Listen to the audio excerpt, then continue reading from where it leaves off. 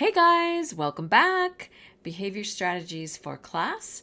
This is where we empower educators with effective behavior management strategies that work so you can teach. Today is an amazing episode as I have a very special guest, Dr. Kate Lund, who is the author of the book Bounce, where she teaches 7 pillars of resilience.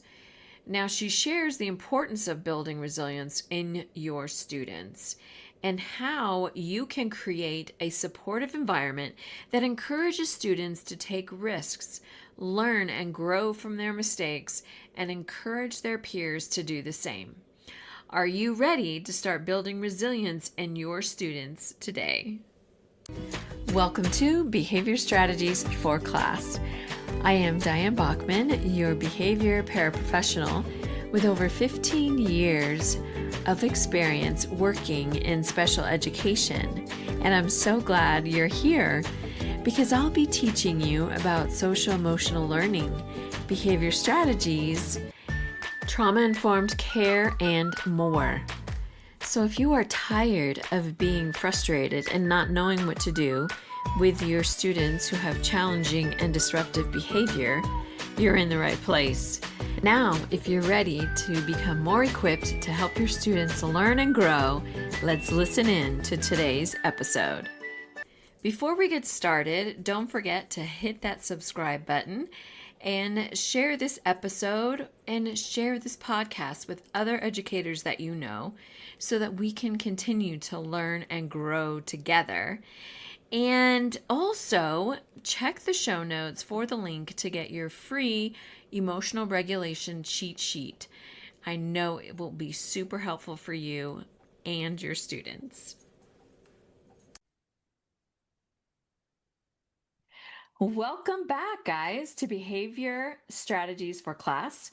And this is where we empower educators with effective behavior strategies that work so you can teach. Today, we have an awesome special guest, Dr. Kate Lund, and she is a licensed clinical psychologist. She is a peak performance coach. She is an author, a TEDx speaker, and you believe in the strength-based approach. And you also have your own podcast, and that is the Optimized Mind. But today we're talking about building resilience. How can we help educators build resilience in themselves and also with their students? And so I know, Dr. Lund, you talk about 7 pillars of a resilient child. So let's get started. Sounds great. Yeah, and thank you so much for having me. I really appreciate it. Of course. Yeah. Yeah, so the seven pillars model is what I write about and outline in my first book, Bounce: Help Your Child Build Resilience and Thrive in School, Sports, and Life. But the cool thing about these pillars is, so the book is geared towards younger children, sort of the elementary age group, because to be honest, my kids were in that age group when I wrote the book. So I kind of integrated my experience as a mom, my experience as a psychologist, and some of my own experiences as a kid and brought that all together.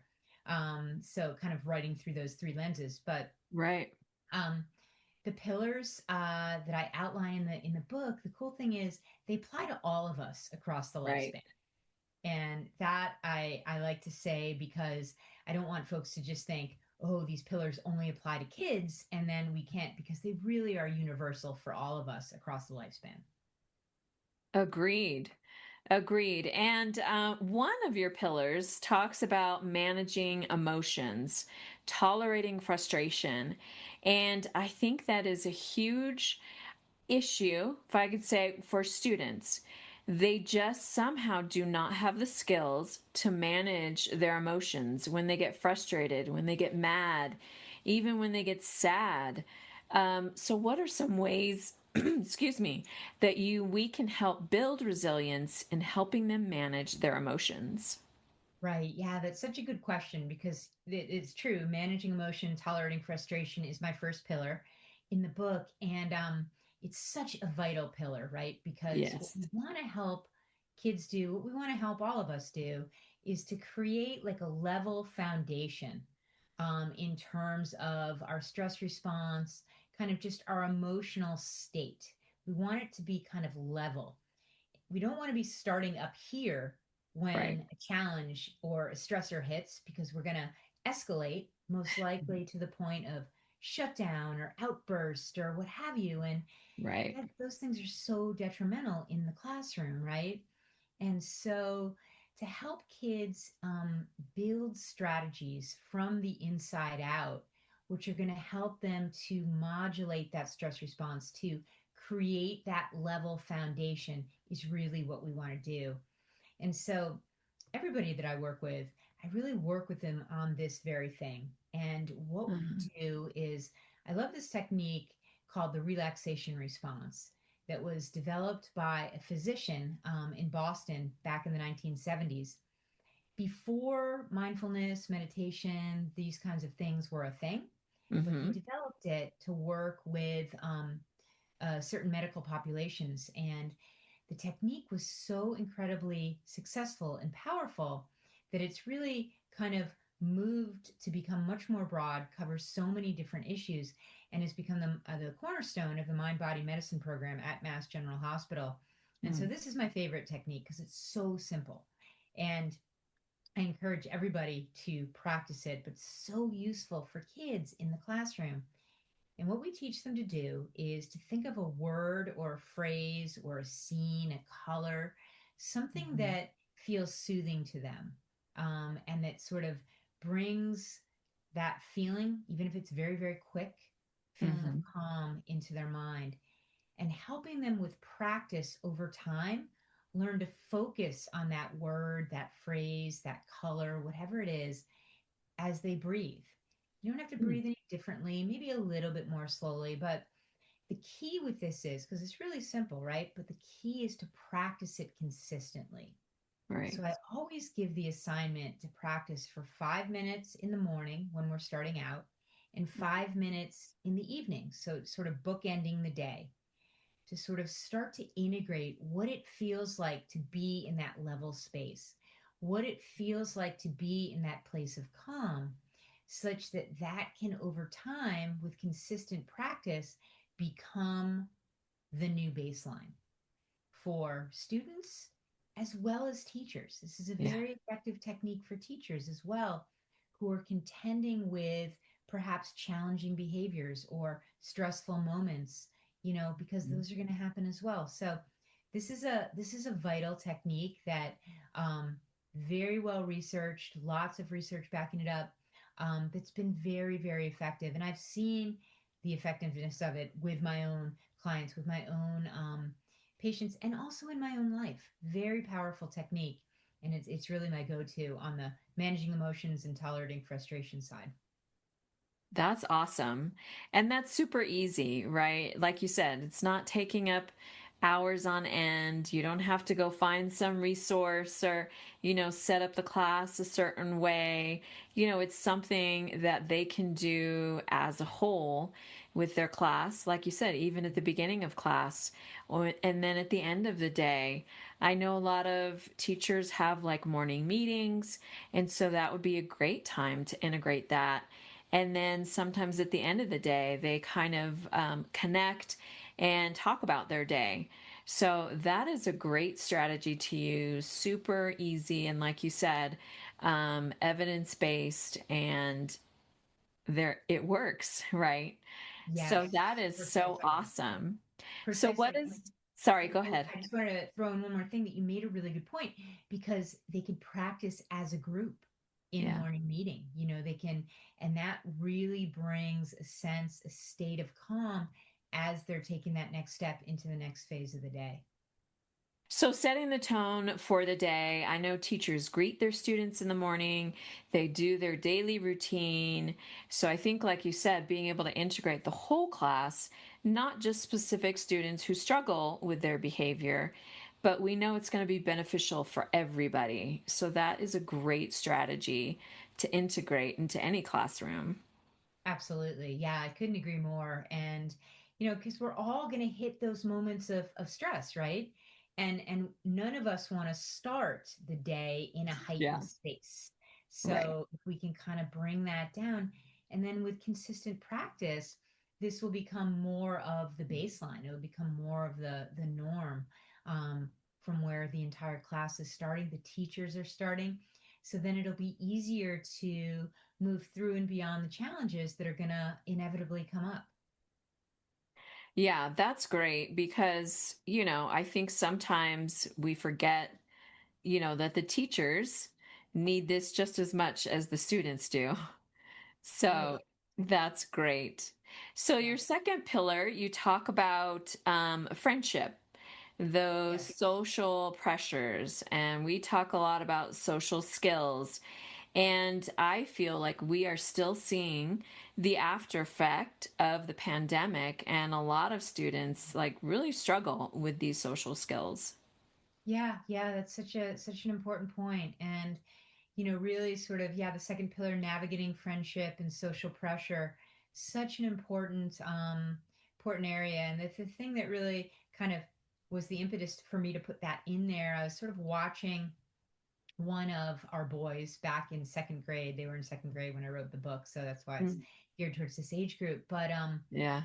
he was experiencing some bullying. Uh, He was a San Francisco 49ers fan in Seattle, uh, which didn't go very well yeah, for him on the playground. So he'd be wearing his jersey, and the boys were just not kind. They weren't nice. They really, terrible. really gave him a hard time, sometimes pushing him around physically a little bit. And it Oh, was just wow. crushing, right, to watch that Yeah. and to help him hold on to the things that were important to him. Right. His love of the San Francisco 49ers, his uncle had given him the jersey. And so there was Um, a bond there. And so yeah. to help him over time hold on to that love of that jersey and that team and recognize that, you know, these guys who are having different opinions were saying mean things, Mm. helping him to frame that in a way. And this is much easier said than done because he was very Right. young, Yeah. such that it would bounce off of him. But a big piece of this discussion came down to kind of these basic skills of emotional intelligence and Hmm. how is our behavior out in the world impacting others, and how is their behavior impacting us, and Hmm. trying to make sense of all of that in a way that Right. fits in across developmental phases is so important. And so for us at home, it was talking about it, acknowledging his Mm. feelings, Right. helping him come up with ways to, kind of defend against the hurtful comments, Right. recognizing that, you know, it's a comment and you don't have to push back, and just helping him to build that foundation wasn't easy, but No. really was at the core of who he is. He was very socially, emotionally aware at a young age, which made it very, very hard for him Right. because a bit more sensitive than some of the other boys who were happy. Where's the football? I'm Yeah. happy. Yeah. But whereas our son really wanted to understand why they were saying the things that they were saying, and really Mm. was able to articulate how hurtful it was. So Right. helping him to work through that at home, and then actually bringing it in, because some of the behavior was really, really hurtful and rough. And so Yeah. the school actually had some social skills activities built into the That's day great. Mm. around what was happening, and that was very helpful because I think educating the group again as a whole, of Exactly. having kids, encouraging them to articulate Hmm. what it feels like to be on the other end, the receiving end of a horrible, hurtful comment. What does it Right. feel like to be on the receiving end of being shoved in the mud, because Hmm. you're wearing the wrong shirt? Right. That kind of a thing. So there was a lot of discussion through the year because of these types of issues. And I think it's just a really important foundation to set with our kids, because we're establishing sort of a mutual understanding. We're establishing, how am I behaving out there in the world? And how is that making other people feel? And vice versa. Those Mm-hmm. are really important. Again, easier said than done. Really works well if it's reinforced at home, and it's not always. And folks are coming with Right. different values and different, ideas about these things, and that's hard.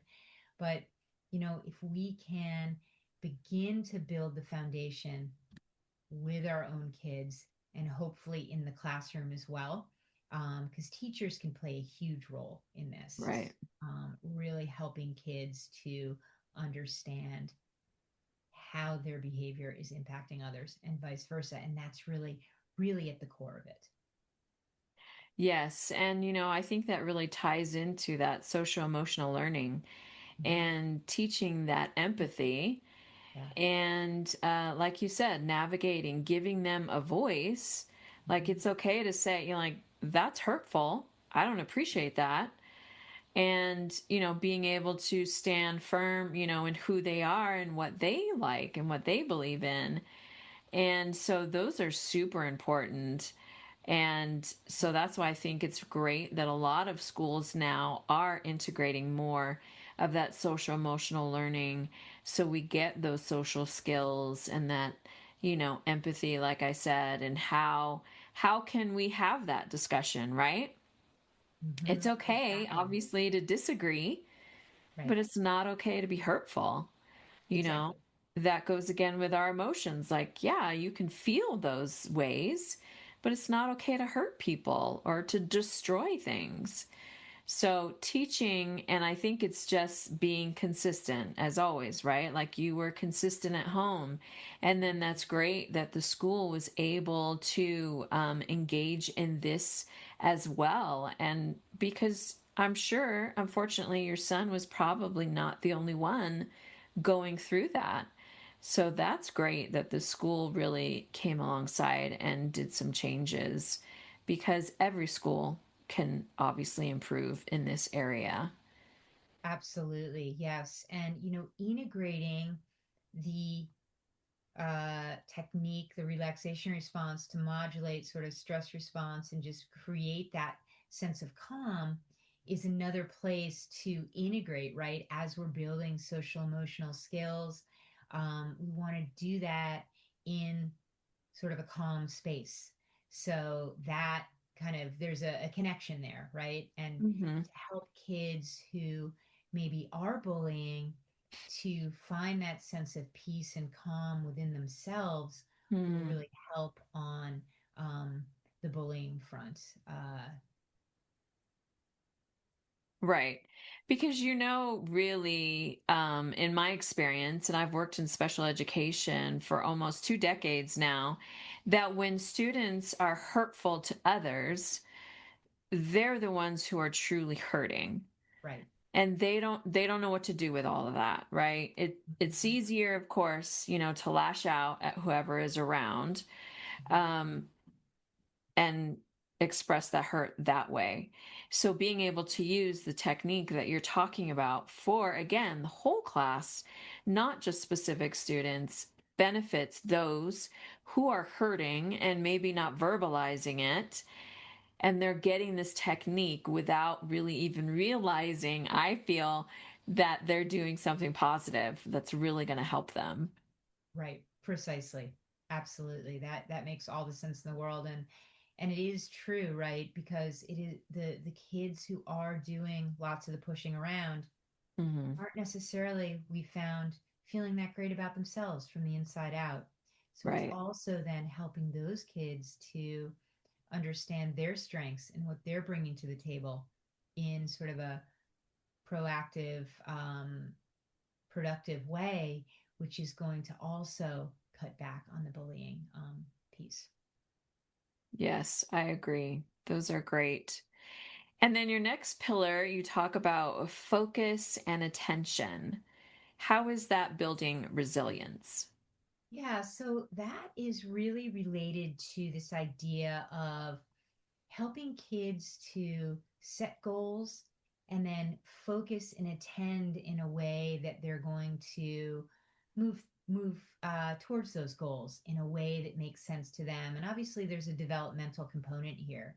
Mm-hmm. Um, but really, we want to help kids be able to identify the things that are important to them, the things that they'd like to, maybe get involved in or achieve, in a day or a week or, even longer term. But really, when the kids are younger, we want to set very small, concrete goals in the classroom that they can work towards during the day.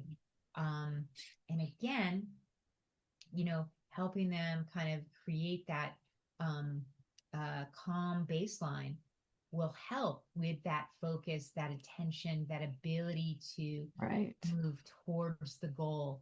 And, we want to be able to break down the goal with the kids, Mm-hmm. small, bite-sized, manageable pieces. Um, but that's really what we're talking about there. And obviously, the time span gets longer as the kids get older. The goals maybe get bigger. Right.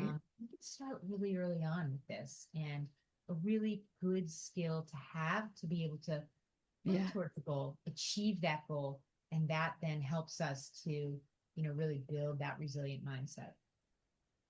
Yes, that's great. And I like you said, you're breaking it down depending on really the grade level, Mhm. because I feel like kindergartners can work on this, Mhm. and that could be as simple as I'm not gonna hit anybody this week, Yeah. or even this day, I'm gonna say something nice to my friend or whatever it is, like you said, you're starting out small and letting them see that success. And I think, like what you're saying, is that helps build that resilience in them and that confidence. And so they see, okay, well, I did do this. Now let's, try another piece over here or another goal. And so that I think is super important because I'm sure that you do the same even today. And I know I do, setting goals like, yes, this goal is over here, but how am I going to get there? What are the steps? And breaking it down and taking one step at a time to get up to that goal. So that is super important. And I think, like you said, again, this is like life skills for students. I think all of your pillars are life skills for all students. And of course, the educators as well. Absolutely. 100%. 100%. Yes. Okay. And then your next pillar, you're talking about courage. Yes.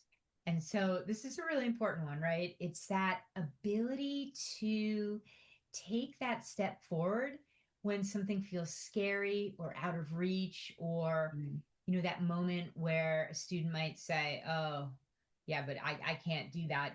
Only my friend is going to be able to do that. Yeah. I just can't do it. So, really important to help kids to develop that courage slowly over time to Right. take that first step.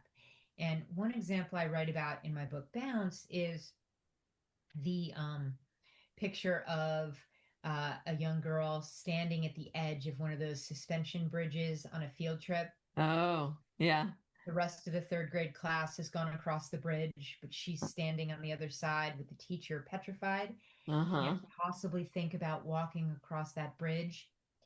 But with time and encouragement from both the teacher as well as the kids on the other side of the bridge, the little girl takes that first step and Yeah. crosses the bridge.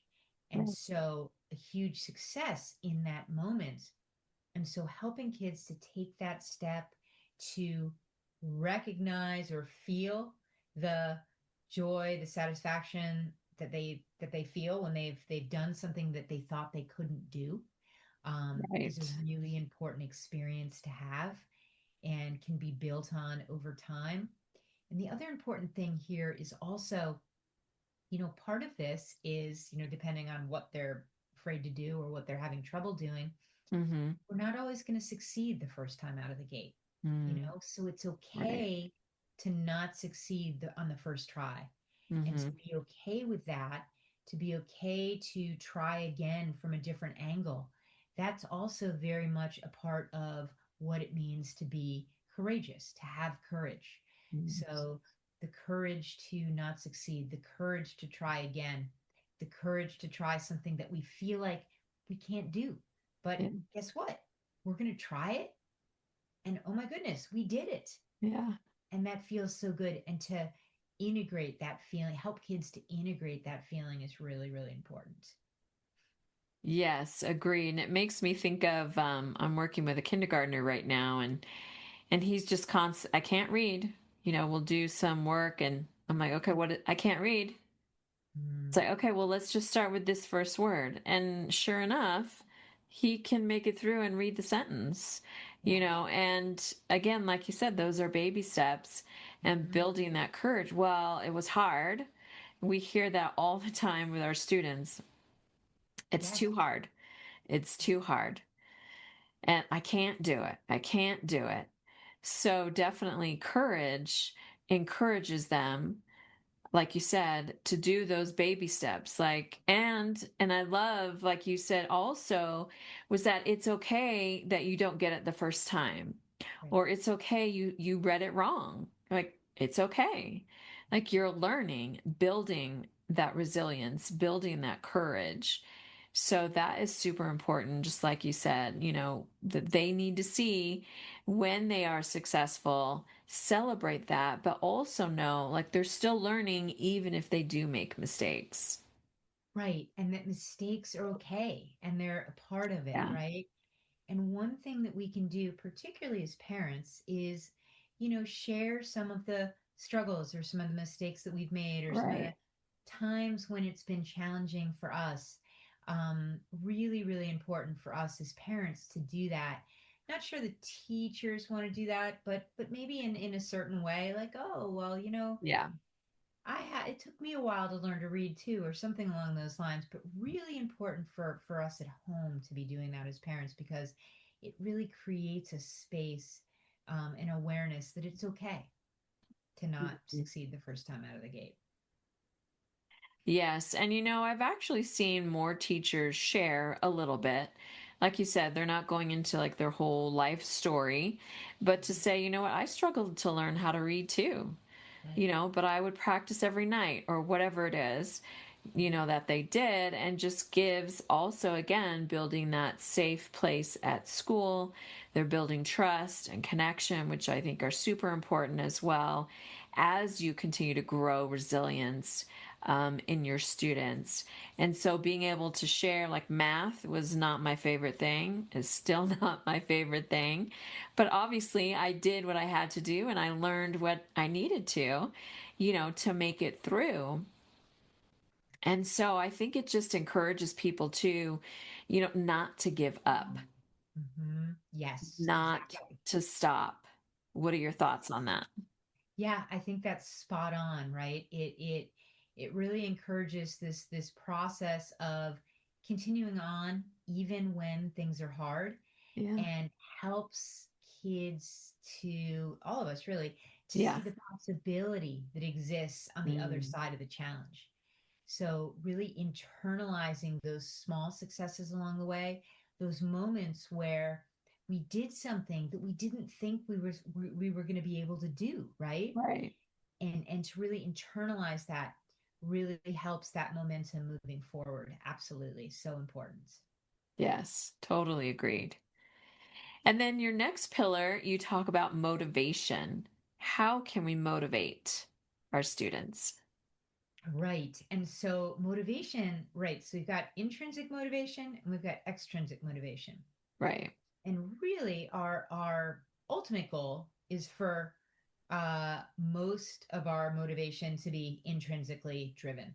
Even Right. though, the external motivation is important, the grades, the accolades, the stickers when you're younger, what have Right. you.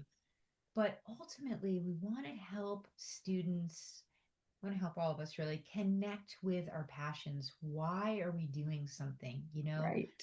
And we want to inspire kids to do things because they love to do them. This is Yeah. really a passion. This is something that I might be really good at this, but that's not the only reason we're doing it. We're doing it as well because we love it. We're not doing it because we're really good at it and everyone's telling us how good we are at it. Right. eventually the external sort of validation, accolades, it's going to go away at some point. Right. And you've got to maintain that intrinsic sense of moving forward and knowing why that is. And one of the things I always like to share and it was in Bounce as well, is I played tennis as a kid, Mm-hmm. and I had some medical challenges growing up, and tennis was my sport because I couldn't do contact sports, and I Mm-hmm. couldn't, do you think we're going to get me bounced around or my head hit or something like that? So I played tennis, and I was pretty good at it. I was never the best, but I was pretty good. Mm-hmm. Um, but I didn't really win the tournaments. No one was saying, "Oh wow, here's another trophy" type of thing. I was just Right. playing because I loved it. I appreciated that I could be out there because of the Right. medical challenges and such. I played with some folks who are still really close friends, but they were playing because they were the best. They were really the best. They had rooms Yeah. full of trophies, and everyone was telling them they were the best. So Yeah. when that ended, they quit, right? Wow. And Yeah. and so I think that that is a really, it's a reality that can happen, right? Right. And again, some of that external validation is a lovely thing to have. It's important, for all of us to feel valued from that angle. But ultimately, it's what's driving us from the inside out, Mm. that's going to be sustainable over time. And easier said than done, not an easy lesson to teach, but Mm-hmm. slowly, in baby steps, in bite-sized pieces, we can help to instill that in our kids, in our students, all of it. Yes. Definitely. I think for some of the students that I work with, we start definitely on the extrinsic Hmm. reward, if you would say, behavior reinforcement. Yeah. It's their goal sheet, all of these different things, and helping them get to where, they have more positive behavior, more positive engagement. But I've also worked with teachers that talk about like, make yourself proud. Hmm. Make the right choice, or do this better, or improve over here, because the way it's going to make you feel. And Hmm. so I really like that switch, because like you said, once all the rewards are gone, then what? you Right. know, Right. they're going to be looking around like, wait a minute, where's my, prize or whatever it is. So I think that is super important for sure, is getting them to look on the inside. What is it you really want to do? What do you enjoy? What do you want to write about? Again, that goes back to giving a voice and a choice, is what we teach our kids as well. Like, we want them to be able to have that voice on what they're doing, or what they're learning, or what behavior is challenging for them, instead of us constantly, of course, always saying, well, this is what you need to do, you need to do this, giving it kind of that power back to them. So again, they can look on the inside and see, well, I really want to do this because I like it, like you said, or because um, maybe for my mom, or, whatever it is, but getting them to stop and think for themselves and what is truly going to matter to them, I think is super powerful. Yes, absolutely. And that's the thing that's sustainable over time, right? Right. And again, it takes time to get there, but a really important path and a really important process to put into play. Yes, exactly. So, your next, number 6, you talk about finding confidence. How can we help students find confidence to build resilience? Yeah, so right, great question. And so confidence is really important in our ability to bounce back from challenge, to believe that we can do something and to Yes. do something well. And so, we like to help kids to build confidence in a couple of different ways. First is to start from that level, calm foundation. So we want to be integrating tools like the relaxation response to kind of start from that place. And we want to encourage practice, practicing skills that, you know, are related to things that are important to them. Whether they want to learn to play the violin, they want to learn to read better, they want to read more books on a given, day or week or what have you. Right. Um, they want to become a better artist. So picking things where there's an ability to practice and engage in that process of getting better, and then Hmm. helping them in real time to see the improvements that have been made, and Hmm. helping them to identify, what's going well. Where might the Right. challenges be, but what's going well? And look what I did. Yeah. How has this kind of gone from point A to point B? And wow, I did that. And kind of engaging them in seeing their progress is Hmm. going to help our kids, the kids that we're working with in the classroom, to become more confident from the inside out in Hmm. their abilities to do things that are hard, do things that are important to them, and ultimately succeed in a way that is meaningful to them and makes them, feel good and actually more confident over time. It's kind of like a Hmm. snowball. Right. And that's what I love about your pillars is that they really all kind of build on each other, right? Getting all of these integrated together Yep, helps build their confidence.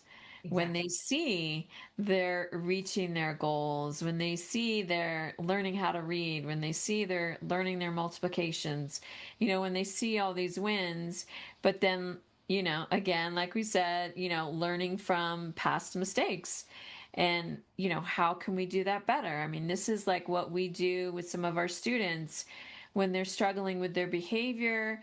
We kind of come back and process, well, what could you have done differently? What would have been a better choice or a safer choice? Um, and again, it's getting them to think on their own, getting them to do that self evaluation, um, and really without them even realizing. That's what I love, right? We're putting in all these bits and pieces and helping them grow as a whole person, as a whole student. And that's what I love about your pillars and how they build on each other. Yeah, that's cool because that is the point, right? That they build on each other and ultimately helping kids to see possibility and to feel better and feel good about themselves, and what they're able to do in kind of across domains. So I love that. Great point. Yes. All right. And your last pillar, you talk about creating optimism. How can we do that? Yeah, so optimism super important, right? For us to be able to see the possibility on the other side of challenge. So really, Right. really important stuff. And so what we do, again, we want to be starting from that level kind of place of calm, the stress response is managed. Um, but then one thing that really works well is we have kids, families can do this together. Write down 3 to 5 things, or you can do this in the classroom, three to Hmm. five things that went well on a given day. Because human nature takes us to all the things that didn't go so well, were Right. hard, I should have done this better, beating ourselves up, that negative self talk loop. And we want to kind of Yeah. shift that. And we can do that in a very powerful way by intentionally picking out 3 to 5 things, could be more, Right. that did go well on a given day. And it's Hmm. actually a very powerful technique at the end of the day if teachers have a meeting or something like that, Uh-huh. where they can, depending on how many students are in the classroom, go around and have each student say something about themselves, or the teacher can have a couple volunteers, kind of say a thing or two that went well about the day collectively for the classroom. Hmm. Um, what did they like the best? What did they see that went well? So the technique can be used in a range of ways. Hmm. It's really helpful in moving us at least to a neutral point in terms of how we're looking at things, hopefully more to a positive space. Really helps us, fosters our ability to see the possibility out there as opposed to just the challenge. Yeah, that's great. And I think that also goes toward, that mindset, Hmm. because our mindset does affect our behaviors. And this really was something we did with our kids too when they were younger, talking about their day, like what did they learn, what was the best part. Um, so I really like that, and I've also seen teachers incorporate this as well. Like you said, at the end of the day, what did they learn, or what did they enjoy the best? Excuse me, I've heard teachers ask students, like, just you think of one word, that describes your day. How was your day? Um, and like you said, 3 to 5, I think sometimes 5 can seem overwhelming because we're not in that practice, right? I think once we get in that practice, like you said, you can have a ton, you can have 10, 15, 20, as many as you can think of. And it's just changing that mindset and seeing the positive in each other, in yourself, and really continuing to grow from there. Yes, absolutely. That makes all the sense in the world. And I love the way that you're describing how this can be integrated into the classroom, because I think that, it's a vital space because it's a collective experience for the kids, right? And to be able to shift to more of that positive mindset as a group will, I think, cut down on a lot of challenging issues that could come up. Right. And it's accepting, again, each other's version, right? We obviously are Right. not always going to agree. And I think that, again, incorporating those social skills and be able to have that communication and to be okay with, well, he disagreed and he thought this was great. And Mhm. it's okay. It's okay. And accepting each other's viewpoints, you know, um, is super important. Again, those social skills and bringing that all together, because the classroom, I've beginning to learn, like, it really is a sacred place.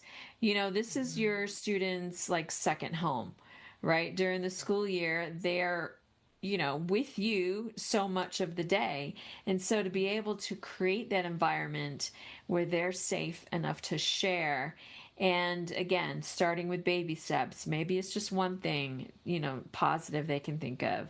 Then the next month, we're going to two, whatever it is, continuing to grow on these pillars, I think is super exciting. And like you said, seeing the possibilities of growth for everybody. Yes, absolutely. I couldn't agree more. So, if you could just recap again your 7 pillars that help build resilience in students. Sure. So it's managing emotion and tolerating frustration, navigating friendship and social pressure, creating focus and attention, uh, developing courage, confidence, motivation from the inside out, as well as optimism. Yes, And those so are putting great. all of those together, Uh-huh. we're going to really help kids to come to a space where they're going to believe in themselves and their possibility from the inside out. And if we're doing this, starting with a very intentional approach to helping them manage their stress response, kind of manage their baseline emotional state, it's going to be quite powerful. Yes, because in the classroom it can start with there, it can start there to make that positive change. We hope that it really starts at home, with the families. Right. um, Mhm. but unfortunately that isn't always the reality. So if we can incorporate these in the classroom and begin to grow students who are more resilient and courageous and motivated to encourage each other, um, like there's nothing they can't do, right? Yeah, yeah. The possibilities become infinite. Yes. Well, I so appreciate your time with us and sharing your wisdom and experience. Is there some ways that people can connect with you, find out more about you, or other resources that you have? Sure. Yeah. Yes. My website has most of it. It would be www.katelundspeaks.com. And there's information on the website about Bounce, the book that we just reviewed here with the pillars, as Uh-huh. well as my new book, which is focused on resilient parenting, Oh, and how we can uh, kind of optimize our own sense of well-being as parents, and how that then can be translated and modeled for our kids. Many of the same principles, just kind of coming from a different angle. right. Well, that sounds like a great resource for educators as well. And Yes. so I will definitely have this information in the show notes. And is there any last parting words that you would like to add before we close? Well, I would just say really, focus on possibility for both yourself as a teacher in the classroom, as a parent, and on the possibility for your students and kids. Awesome. Thank you so much, Dr. Lund. It has been a pleasure talking with you, and hopefully we can connect again later. Wonderful. Well, thank you for having me. I really appreciate it. You're welcome. Thanks so much for listening. I truly appreciate your support. And if I have encouraged you, motivated you to continue to learn, to support your students, even better, to help them strive in your classroom, please leave a review, hit that subscribe button so that others can see they can learn and grow here as well. Thank you.